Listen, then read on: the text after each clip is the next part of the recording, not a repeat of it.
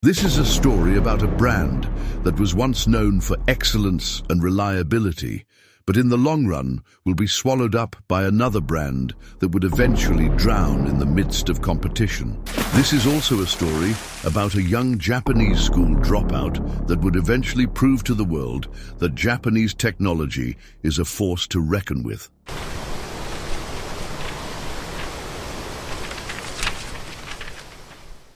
The story of National begins with its founder, Konosuke Matsushita.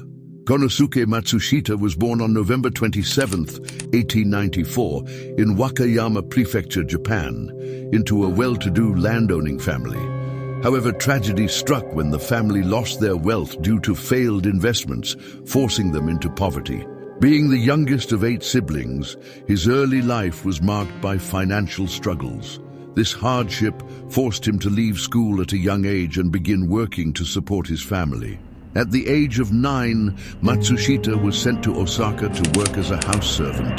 Despite his young age, he exhibited an eagerness to learn and adapt. His circumstances eventually led him to an apprenticeship at Osaka Electric Light Company, where he developed a deep interest in electrical engineering. Though Matsushita had no formal education beyond the 4th grade, he possessed an insatiable curiosity and an intuitive grasp of electrical systems.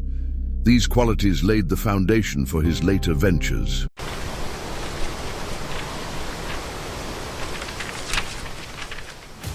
In 1917, after years of learning and observing, Matsushita, then 23, decided to strike out on his own.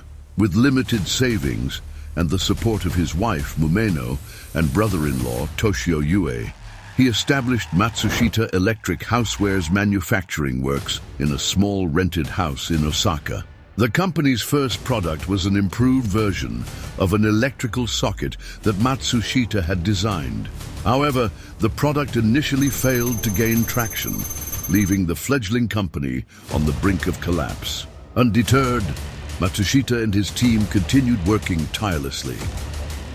The breakthrough came in 1925 when they introduced a battery-powered bicycle lamp. At the time, most bicycle lamps relied on kerosene, which was dim, smoky, and required frequent refilling. Matsushita's lamp was brighter, more reliable, and longer-lasting. The lamp became an instant success, catapulting the company into profitability. To reflect his vision of creating products for every household in Japan, Matsushita branded the lamp under the name National, symbolizing a nationwide standard for quality. The success of the bicycle lamp allowed Matsushita Electric to expand its product line.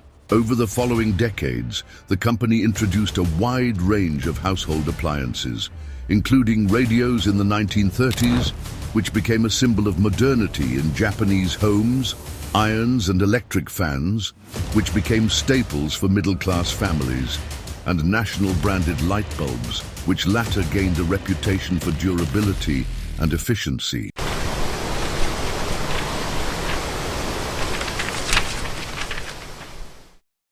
By the mid-20th century, National was a household name in Japan, synonymous with reliability and innovation.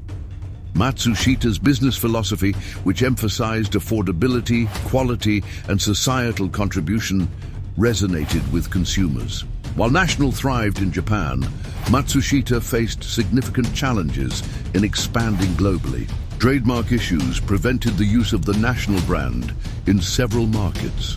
To overcome this, the company introduced a new brand, Panasonic, for products sold in America and later Europe. The name Panasonic was derived from pan, meaning all, and sonic, meaning sound, reflecting the company's focus on audio products.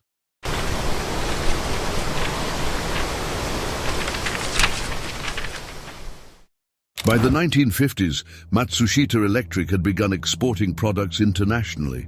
However, entering foreign markets was not without setbacks. One setback was cultural and market barriers, as the company initially struggled to understand the preferences of international consumers. Another was quality concerns, as initially some products failed to meet the expectations of overseas markets, leading to recalls and reputational damage. Despite these challenges, Matsushita Electric persevered, investing heavily in research and development and localizing production to cater to regional markets. By the 1970s, Panasonic and national products were gaining traction globally. The company experienced many successes. By the 1960s, National dominated the Japanese market for home appliances, helping usher in a modern lifestyle for millions. The company was also an early adopter of transistor technology, alongside Sharp and Sony, producing compact radios and televisions that set industry standards. By the 1980s, Panasonic was a recognized name in North America and Europe, competing with American and European electronics giants. Matsushita's philosophy of contributing to society through business led to philanthropic initiatives, including educational and cultural programs.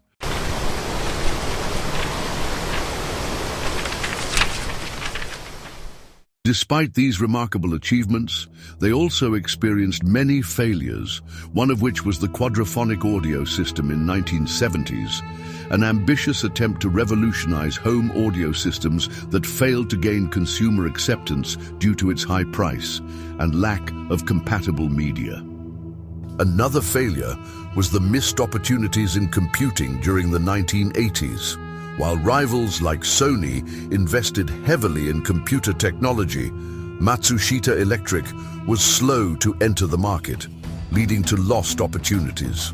By the 1980s, Matsushita Electric began phasing out the national brand in favor of Panasonic in international markets.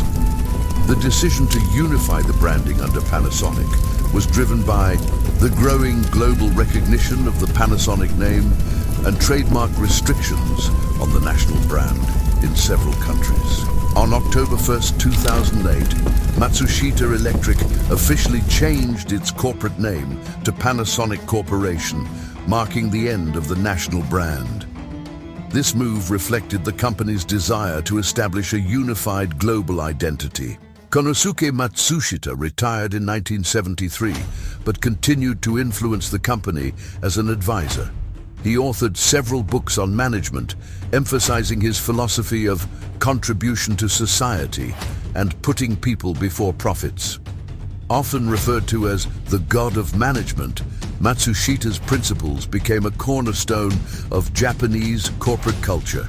In 1989, he passed away at the age of 94, leaving behind a company that had grown from a two-room workshop into a global electronics giant.